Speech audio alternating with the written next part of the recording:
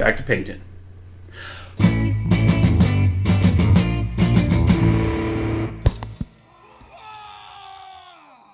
Welcome, ladies and gentlemen, to another Glacial Geek Deep Thoughts, Thin Coats with me, Phil, the Glacial Geek. Today I am going to be discussing a topic that I think has it caused a lot of division, I think, within the community, within the Warhammer community, when discussing list builds. When you look at how lists do in tournaments, there's what I'm going to be talking about today. It causes a lot of strife between the two different sides, and it seems that there's very little middle ground between the two. So it's just kind of like a big old mess, to be honest. And I'm going to be talking about soup lists. So combining lists with detachments from different codexes or from indexes, from different armies, essentially, some different factions that have the more broad general faction. So you're talking about your Ynnari lists, you're talking about your Chaos soup lists, your Imperial soup lists, essentially taking parts from different armies to make a stronger list in the middle ground. And it upsets some groups of people because there are certain armies that have no ability to do so, especially in the 8th edition, with the way that the rules work now. And it upsets some people because they see it as kind of bending the rules and bending the way that the armies are structured. But then there's other people who say it's not against the rules, why not do it if it's a better choice? So it's like, why would you take, if you think that scouts are going to do better for you, why would you take tactical marines when you know that scouts can do better for you within your army? And at the same time, why not take Imperial Guard troopers if you think they're going to do a better job than the scouts are? Which is the argument for doing this kind of thing, and finding those synergies is how a lot of people work their more competitive lists. So the list you see at tournaments versus the list that you'll see necessarily when they're going to be playing their friend in a garage. And there's two sides to the issue. One, that you're all cool with it. Other side, that you're not cool with it. I fall in the middle ground a little bit, where most of my lists are pretty pure. Like, I like going to tournaments with pure Dark Angels. Not because I don't think that soup lists are the way you should go it, but honestly, the big reason I haven't done soup lists is that when I buy a model for Warhammer, it has to be able to be used on my channel multiple times. And if I just bring the small amount that I would need to make a single list for a competitive list, it doesn't do me or my endeavor here any favors. It does, in fact, hurt my endeavors, because it means that that's money that I spend on a unit that comes out maybe in one list or every once in a while in lists, versus ones that can be used over and over again. But honestly, morally, I'm not objected to it, because if you read any of the Black Library books, none of the Black Library books have well, I shouldn't say none. Most of the Black Library books have all of those groups working together. So, for instance, Ynnari are designed from the very core, when they were established, to be gathering all of the forces of the Eldar back together. So the Dark Eldar, the Harlequins, and all the different craft worlds coming together to look to the future of the Eldar race as a whole. That was the whole point. That's what its base establishment is. So to get mad at them for using that is, I mean, there's no fluff-based reason to be mad at them for that, since that the entirety of its existence as a fluff entity is meant to be a mix of all of them. But if you are getting mad at them because you think they're strong, then maybe that's the argument, versus you being upset at soup lists. Granted, most of it seems that the Ynnari, it seems that most of them that have joined in the cause of the Ynnari are from Alteoc, but that's just the reality of what you have. That's why you see so many more. That's why you see so many of the different regiments or the different craft worlds. They go with the strongest ones for the competitive scene, and you're going to see a lot of them. I don't think that there's anything morally wrong about it. I don't think there's anything wrong at all about using that. I think they found a strong list and they went with it, and that's good. You know, I think that Dark Reapers from Alteoc are a pain in the butt to have to handle. But that's just the reality of the situation. Same thing with the Chaos Soup and the Imperial Soup lists. If you read any of the Black Library books, it's always Space Marines working alongside of Imperial Guard, or you have, you know, the Black Legion going to bat with a whole bunch of cultists and the demon spawn coming forth. They work together. They're all designed to work together. They've always worked together in the fluff. And there was never an issue. I remember when I first started doing this game, back when I was a tween and didn't really understand much about it, I went out and bought a whole bunch of humans. So I bought a bunch of Space Marines, I bought some Space Wolves, I bought some Legion of the Damned, I bought a bunch of different Imperial Guard units, because in my mind, I was like, they're humans, they're working for humanity, they should all work together in an army. And now in 8th edition they do. You just have to have separate detachments for them. And that makes sense, because all the Black Library books have the Space Marines going to bat with Imperial Guard. You have the Space Marines going to battle alongside of and Inquisitors and Imperial agents.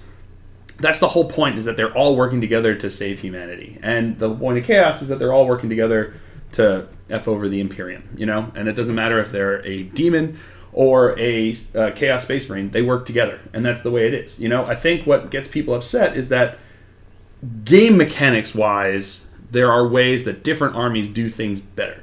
For instance, a Space Marine army is very elite. All of, like, the base trooper, even the scouts, still cost more points, almost double the points that you can get a base trooper for in Imperial Guard, for instance, or for orcs that you can get, for instance.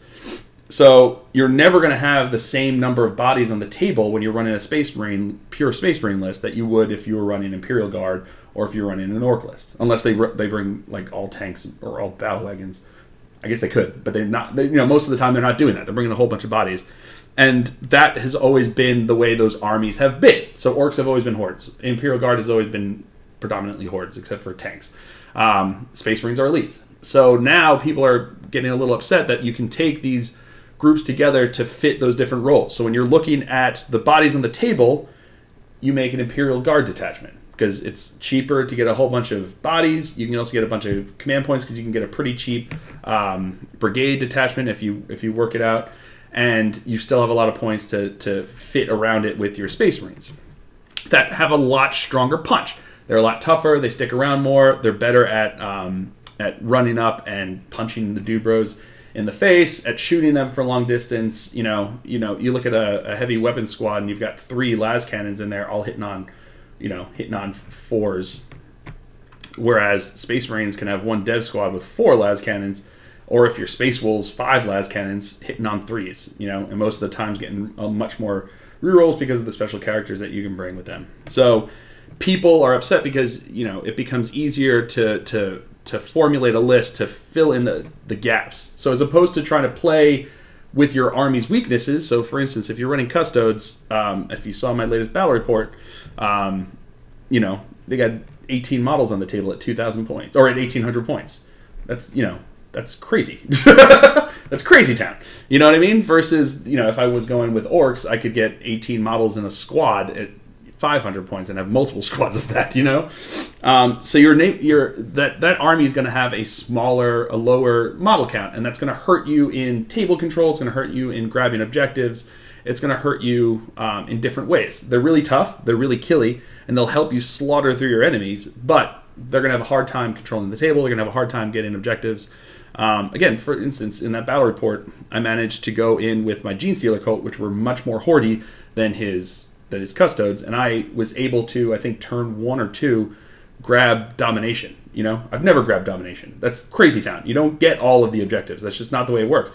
But it does if they've only got 18 models on the table, and you can just jump on all those objectives with all of your dude bros.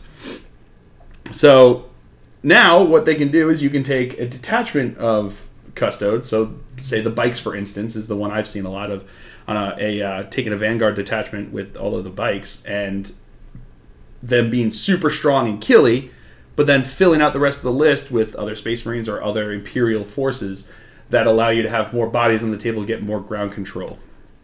And understandably, I can see how people are like, all of the armies are meant to be balanced so that all of the numbers of the Imperial Guard are there because they're not as effective as Space Marines. So they're not like, it's not a horde of Space Marines that the Imperial Guard has. They have a horde of regular dude bros. Same thing with the orcs. Orcs can't hit the broadside of a barn with a rock if you put it in front of them. But if you have 1,000 of them, eventually one of them is going to hit that side of the barn. And that's the whole point, is that the armies are balanced that way, so that you have hordes that aren't as effective, but there's a lot of them, so it becomes effective, versus the elites that are very effective, but there's not a whole lot of them, so they are limited in their capacity to do so. But now when you have these soup lists, you have people having the benefit of the horde, so all the bodies on the table, with the benefit of the elites with their strategic strikes, the ability to strike hard and strike effectively at the same time, and it throws off the balance. And you see a lot of the lists that you see in the competitive scene do this to greater or lesser extent. So some of them throw in an assassin, for instance, to allow them to go and do something specific. So if you want a Vindicator to take out characters, if you want an Evisor to jump in the back lines, if you want a Calexis to shut down Psychers, they're designed to do very specific tasks, and you can fit them into a list to do those tasks that your rest of your army can't necessarily do as well. But you also have the situation where that on their own they're not going to be able to do as much, and that's why they're in my opinion designed to be a support character, which kind of gets to the crux of why I'm not totally against soup lists, is that there's a lot of groups within the Imperial, within the Chaos, that are designed to be support. They're not designed to be their own army. I know there are people that have run only assassins, and they've had, to greater or lesser success, but they're designed to be run as a support unit to fill gaps within a list. And they're meant to be Imperial support. They're meant to go in and do specific jobs for you, for the Emperor, while the rest of your army's doing it, which is when you see in the fluff, a lot of the times that's what happens, is that they're going into a battlefield to go take out to do a specific task. For instance, if you read the Beast Arises, Beast Kroll, who was I think an Evisor, he was an assassin of some sort. When they were going in this major battle against the Orcs, and you had Space Marines, you had Imperial Guard, you had the whole Imperial forces were there battling. His job was to go in, infiltrate into the city, and try to take out the leader.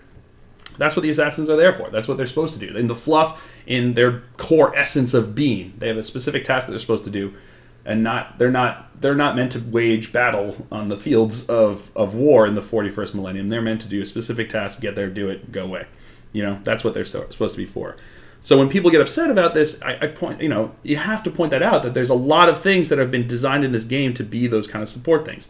And the argument then goes, well, yeah, but what about, a whole bunch of conscripts along with your Grey Knights army? Because the Grey Knights are notoriously bad on getting bodies on the table, but they are also notoriously good at being able to smite the crap out of you, get in there with their Dread Knights and just hack and slash their way through armies, but they don't have the bodies to hold up as well during the length of a battle. You throw in some conscripts, you throw in some regular troopers, whatever you want to do in the Imperial Guard side, and suddenly you're filling in that gap, Or if you have Blood Angels who are really good at getting in your face and punching you, but not necessarily the best at long-range shooting, so now you throw in some Imperial Guard, artillery, and suddenly that weakness in their army is no longer an issue for you during the game. And that's important to understand, that's, in my opinion, that's part of the game. That's part of understanding what's going on. If you don't want to do it, you don't have to do it. And you can be competitive without it. I went to LVO with a pure Dark Angels list. There was nothing but Dark Angels in my army. And I finished 117th out of 500, which is better than I honestly expected at my first time out to something like that.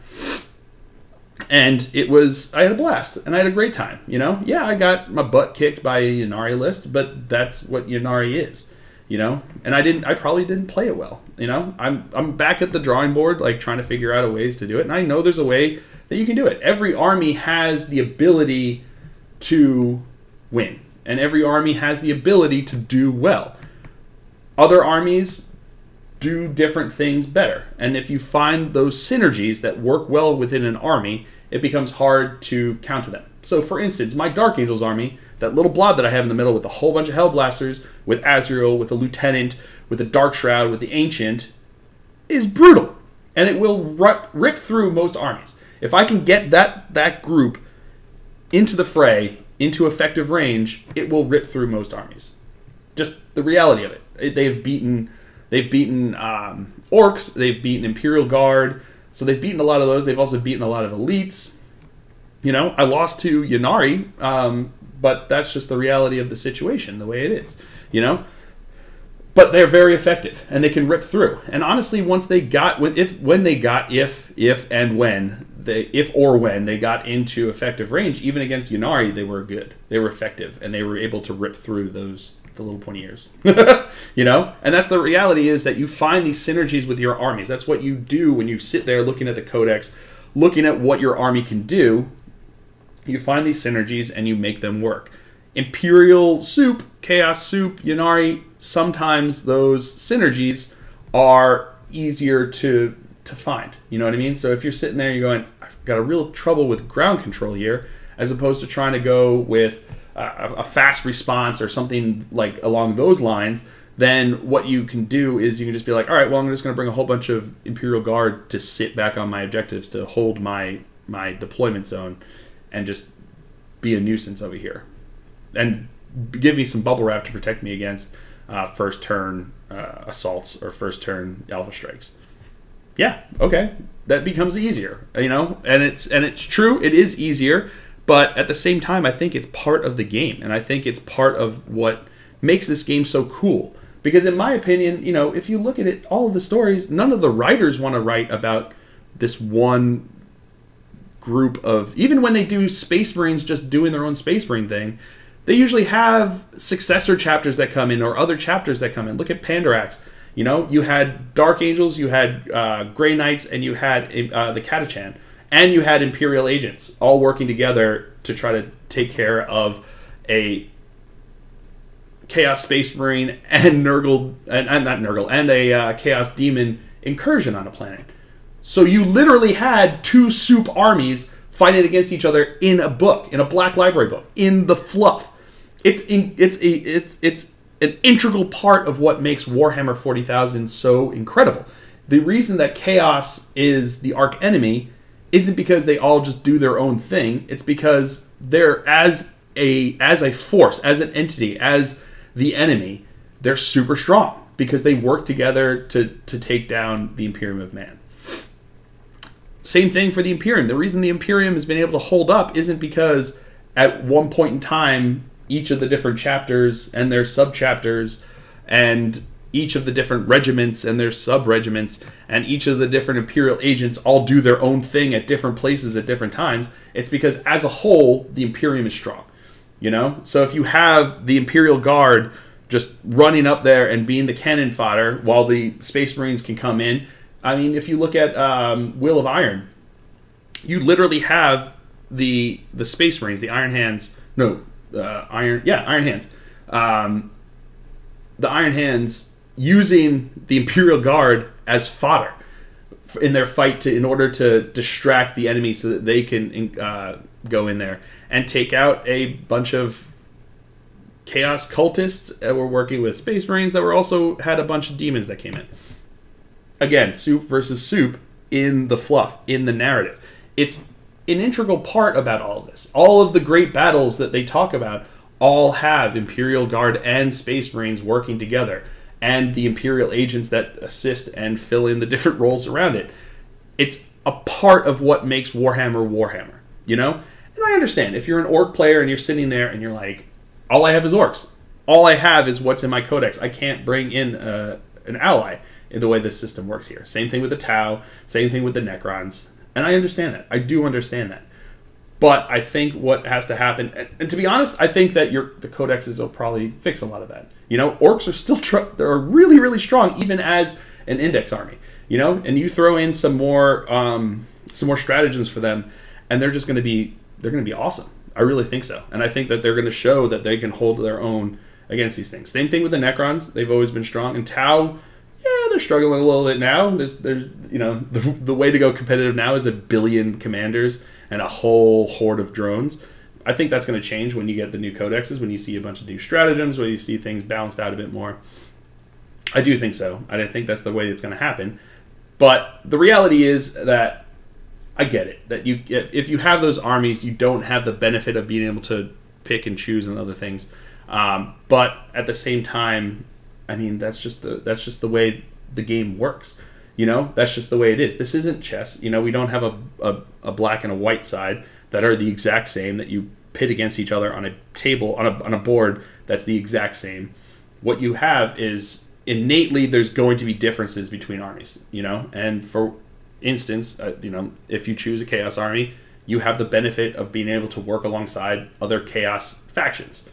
Same thing with the Imperial. If you choose an Imperial army, you have the ability to work alongside other Imperial factions. That's the way it works in the fluff. That's the way it works in the game. And I get that that doesn't make everyone super happy, but at the same time, the vilification of the soup lists, it seems like it goes overboard, you know, and it goes beyond it. And, you know, people calling it lazy. I don't think it's lazy. If you look at a lot of these lists, the top lists, those guys spent a long time finding those synergies to make those work. You know, if you dropped a whole bunch of Ynnari models in my hand and you told me to make a list, I guarantee you I would not be winning LVO. I wouldn't make a list that was super strong. I wouldn't make a list that was optimized, and I wouldn't be able to play it the way that they do. Same thing with if you drop one of the Imperial lists that you see that do well at LVO or any of the other competitions.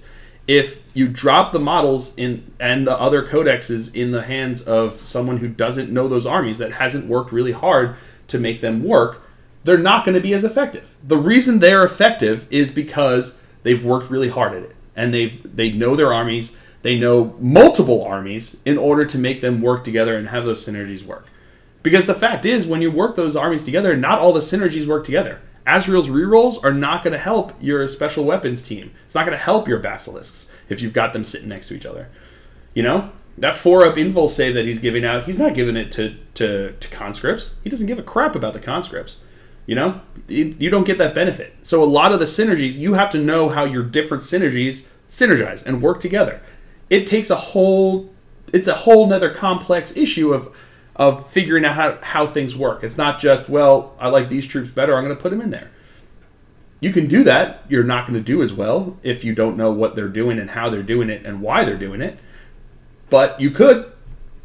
You know, there's nothing stopping you. But the reality is that these lists, they take time. They take work and they take effort to figure out and find that synergy, find that the way things can work together to finally tune themselves into a competitive list. And yeah, if you're playing with your friends, you know, in the garage, if you're playing with your friends at the game store, if you're just having a fun afternoon, I wouldn't recommend bringing Nick Nanavati's list from LVO. It's not fun to play against. You know, it's a tough list, and you're sitting there racking your brain the entire time trying to figure out how to beat it. You know, that's the fun of going to a tournament. You know, I come back from LVO, my brain's hurting, sitting there looking at all the lists that I saw across from me and being like, man, how am I going to handle this? You know, how am I going to do this? And 4 out of 6 times I found a way to do it, but those 2 other times I didn't. And that's the reality of what a tournament is. And it's a lot of fun to go into those situations knowing that I'm bringing a list that's super strong and it's going to be hard to fight against. I know you're bringing a list that's super strong and super hard to fight against. In the scene of a tournament, in the realm of a tournament, that's a lot of fun. Because we're both bashing our heads against each other. We're both trying to figure out how to outmaneuver each other, how to bring the strengths of our lists against the weaknesses of your list. And that's what it does. That's what it creates. That's why it's so much fun to do that. But if I'm just playing my friend on the weekends, I'm not going to bring my LVO list. If I'm just playing a friend in his apartment, if I'm just playing a friend at the game store, no, I'm not going to do that. Not unless he knows that he's bringing a really strong list to bash against it, because those are 2 completely different situations, you know? And understanding the difference between those 2 is what allows you to have fun in this hobby, you know? So if you just sit back and you're like, soup lists are the devil and they're going to destroy this game, they might destroy, you know, that Friday night with your friend in his garage, but they're not going to destroy LVO. They're not going to ruin LVO. You know, they're not going to ruin Adepticon. They're not going to ruin Nova. Those lists are going to make those tournaments even stronger. Those are going to make those tournaments even more fun. Because that's why you go to a tournament, is to bash your head against someone else's head and see who comes out with the worst migraine. You know? And that's what it's all about, and that's why it's fun. So in those situations, I see no problem with it. It fits fluff-wise. It fits mechanically. It just fits. There's no reason that they shouldn't exist. There's no reason that they shouldn't be, other than being like, it's unfair. And I get that, but, I mean, at the same time, I don't have the ability to have my entire army help with overwatching a unit that I don't want to assault me, you know? But if you're Tau, you do. That's the reality of the way it works, is that all the different armies have their strengths. All the different armies have their weaknesses, you know? I don't get to try to bring back all my guys every single turn. Necrons do, because that's how their army works. But as a Dark Angel player, I have the benefit of being able to ally in some assassins. I have the benefit of being able to ally in some Imperial Guard if I so desired. That's one of the benefits of running those armies, and that's one of the downsides of running the other army, you know? I don't get Reanimation Protocol, but I do get some cool allies, you know? I don't get the ability to work together on Overwatch, but I can throw in an assassin, you know? The reason that these armies are the way they are is that's just the way the game has always been. And I think that's the way the game should be, because that's the way it is in the novels, that's the way it's in the rule books. That's just the way it is, just cognitively thinking about them. You know, the Space Marines would work with the Imperial Guard. You know, they would work with the Imperial agents. You know, all of the fun internexine battles between each other, those occur when, you know, there isn't a planet on the line. You know, that's why the Dark Angels and the Grey Knights work together in Pandarax, you know? Sure, you know, Drago, like, used some blackmail to get Azrael to come along, but they put their differences aside while the planet was in peril, you know? And then at the end of the day, it came down to a battle there, and they worked together. And that's how it works. And that's the way it works in the game. That's the way it works in the 41st Millennium. I think that's just the way it should be. So I think Supes get a bad run of it. You know what I mean? I don't think that they're lazy. It takes... You have to understand two completely separate codexes and understand how they work together to best maximize your benefits.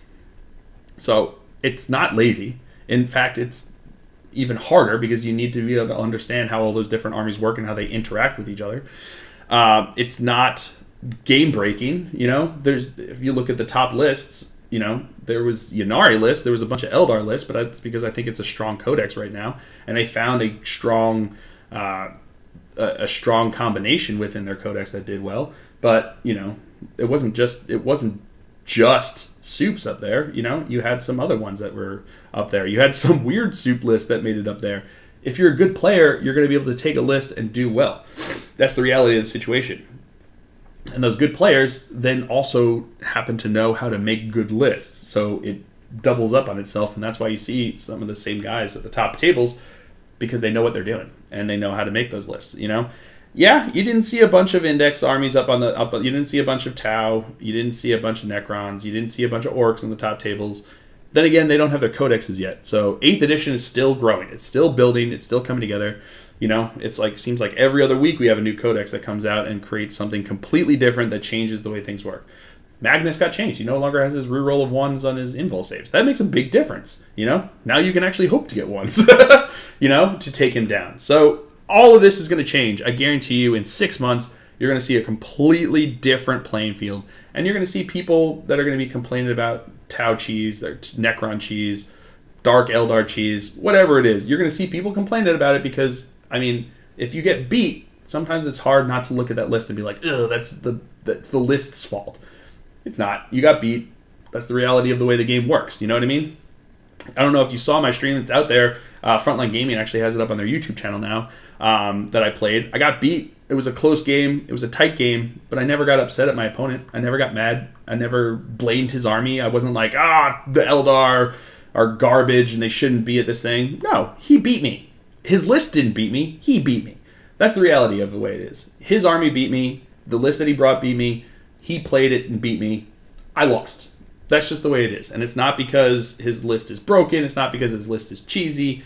My list was cheesy. I had 15 Hellblasters running up there that were -1 to hit because of the Dark Shroud, that were getting to shoot you again if they died because of my Ancient, that had a 4-up invul save because of Azrael, that were rerolling everything to hit because of Azrael, that were rerolling 1s to wound because of the Lieutenant. That's cheesy. You know? That's super cheesy. And that was a mono faction army that I created super cheese with. You know? And if I can create super cheese with a mono faction army, it's, you know, why should I care if someone creates cheese as well with their multi-faction army that are meant to be allied together from the beginning? They're always meant to be allied together. So I didn't do any painting because I got really into the discussion. But yeah, let me know what you guys think. I know there's a lot of strong feelings out there about soup lists, about the feeling of dread at a lot of the lists that you see people coming out with, and a lot of the mixing of the different factions. But the reality is, I don't think you have anything to worry about. Honestly, I think that if you focus on what you want to do with your army, and as opposed to worrying about what someone else wants to do with their army, you're A, going to have a lot more fun playing the game. B, you're probably going to do a lot better, because if you focus on what you're doing versus what your opponent's doing, when it comes to making your list and figuring out how you want to play your army, you're going to know what you're doing. And when it comes down to it, that's what's going to win you games. And C, who cares? Who cares what anyone else does with their army? You know? Yeah, your army may not be able to ally in other people, but they've got benefits that I don't have. You know? I can't jump 30 Space Marines into your back line. You know? I don't get to roll every time they die. I don't get to roll for the rest of the turn to try to bring them back. You know? I can't all overwatch the same unit as it charges into my really important core. I just have to sit there and watch and be upset. You know? So everyone has their benefits. Everyone has their weaknesses. One of the benefits of running an Imperial army is that you get some cool allies. One of the benefits of running Orcs is that you get some really cheap troops that can be very brutal in combat. You know? One of the benefits of running Chaos is that you get some cool allies. One of the benefits of Tau is that you get to overwatch with everybody against that key assault that's coming at you. So that's just the reality of the situation. That's the way the game works. And I think that to scream bloody murder over someone else's list building is all it's managing to do is make you upset. And all it's managing to do is take away your enjoyment of the game. And to be quite frank, no opponent deserves that power to make you not enjoy this hobby. Plain and simple. So if you just focus on what you're doing, if you focus on what your army does, you're going to have a lot more fun. It's going to be a lot less heartache, and you're going to be able to perform better because, you know, who cares what they bring?